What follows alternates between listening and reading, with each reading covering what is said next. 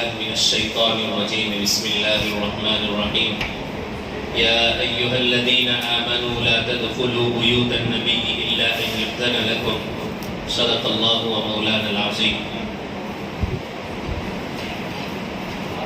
معزز سامعین حضرات، الحمدللہ اللہ کے فضل سے 23 پارے مکمل ہو چکے ہیں، 7 جز باقی ہیں. اللہ اپنے فضل سے ان بھی مکمل کرا دے.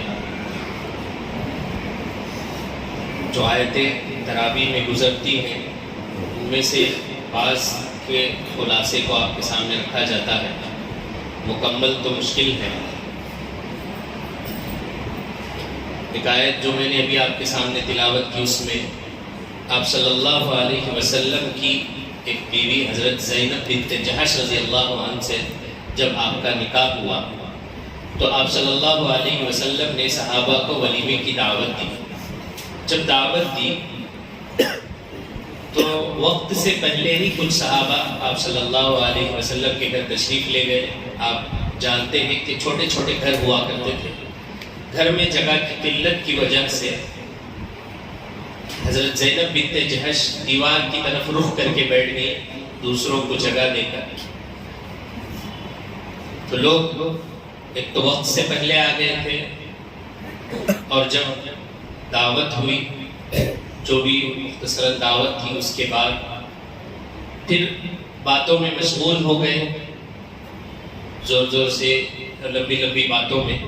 آپ صلی اللہ علیہ وسلم کو یہ بات جب ناپسند ہوئی، شاخ گزری تو آپ صلی اللہ علیہ وسلم وہاں سے باہر تشریف لے گئے. کچھ دیر کے بعد پھر جب دوبارہ گھر آئے تو دیکھا پھر بھی باتوں میں بیٹھے ہوئے ہیں.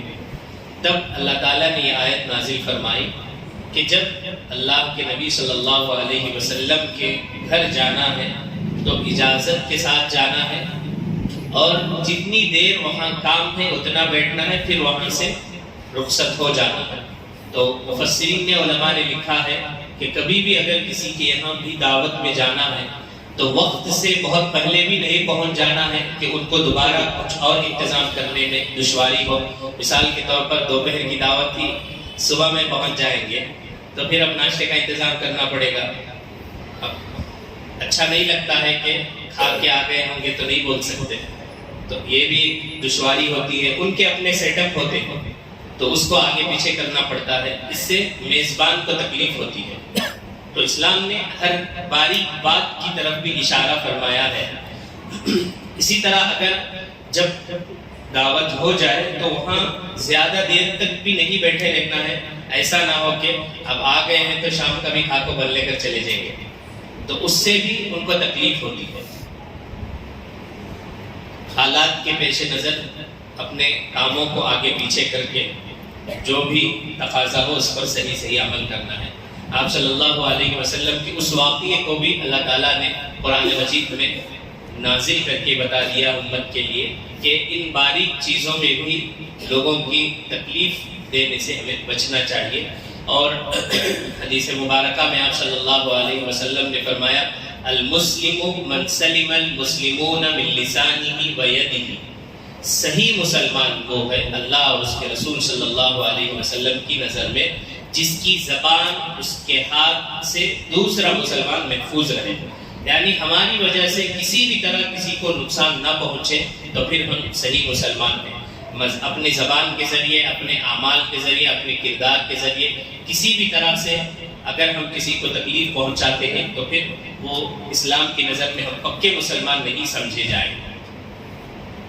اسی طرح آپ نے سنا سورہ یاسین بھی تلاوت کی گئی. کئی باتیں ہیں. یاسین کو قرآن مجید کا دل کہا جاتا ہے، اور یہ بھی علماء نے لکھا ہے کہ صبح میں اگر یاسین شریف کو پڑھ لیا جاتا ہے تو شام تک اللہ تعالیٰ کی طرف سے اس کے برکات اس کے لیے ہو جاتے ہیں. پھر شام میں تلاوت کرتے ہیں تو صبح تک اس کی برکتیں اس پر ہوتی ہیں.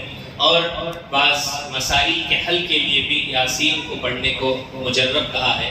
یہ صرف ایسا نہیں ہونا چاہیے کہ یہ پڑھ لینے سے ایک تعویذ کا کام دیتا ہے، بلکہ جن جن صورتوں کے بارے میں علماء نے لکھا ہے کہ اس کو پڑھنے سے یہ فائدہ ہے، اس کو پڑھنے سے یہ فائدہ ہے، اس کے اندر جو باتیں بیان کی گئی ہیں وہ بہت اہم ہوتی ہے. جیسے سورہ یاسین ہے، اس کے اندر کئی اہم باتوں کی طرف اللہ تعالیٰ نے اشارہ کیا ہے، اپنی قدرت کا بھی، حالات کا بھی، بہت ساری چیزوں کا. تو انسان اسی بہانے جب اس کو پڑھتا ہے تو اللہ نے یہ نہیں کہا کہ صرف وہ الفاظ پڑھنے سے پڑھنا ہے، بلکہ جگہ جگہ قرآن کہتا ہے افلا یتدبرون القرآن ام علی قلوب اقفالها، تم قرآن مجید میں غور و فکر نہیں کرتے، کیا تمہارے دلوں پر تالے لگ گئے؟ تو یاسین برکت کے لیے جیسے پڑھی جاتی ہے، مرحومین کے ایصال ثواب کے لیے پڑھی جاتی ہے، اس میں وہ ساری باتیں ہیں جن کو اگر انسان سمجھ کر پڑھے گا تو اس کو وہ خود جس مردے کے لیے پڑھ رہا ہے، جس مرحوم کے لیے پڑھ رہا ہے، اس سے بہتر زندگی گزارنے کی وہ کوشش کرے گا.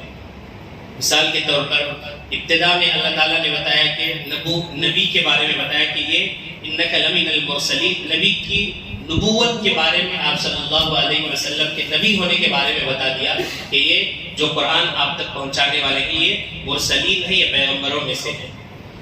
آگے کئی آیتیں گزری، اس میں کچھ واقعات بھی ہیں.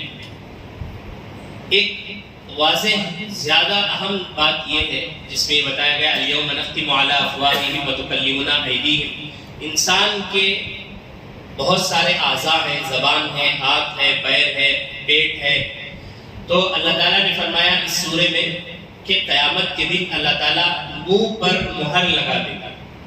مہر لگانے سے علماء نے لکھا ہے کہ منہ کو اللہ یہ حکم دیں گے کہ تم خاموش رہو، دوسرے جو پارٹس آف باڈی ہیں وہ بات کریں گے. اگر ہاتھ سے اس نے کوئی گناہ کیا ہے تو ہاتھ گواہی دے گا کہ اللہ اس نے کسی پر ظلمن اس نے ہاتھ اٹھایا تھا. اگر پیر کسی غلط جگہ کی طرف چل رہے ہیں تو وہ پیر گواہی دے گا کہ اللہ ناجائز طریقے پر اس نے غلط راستے کا اختیار کیا تھا.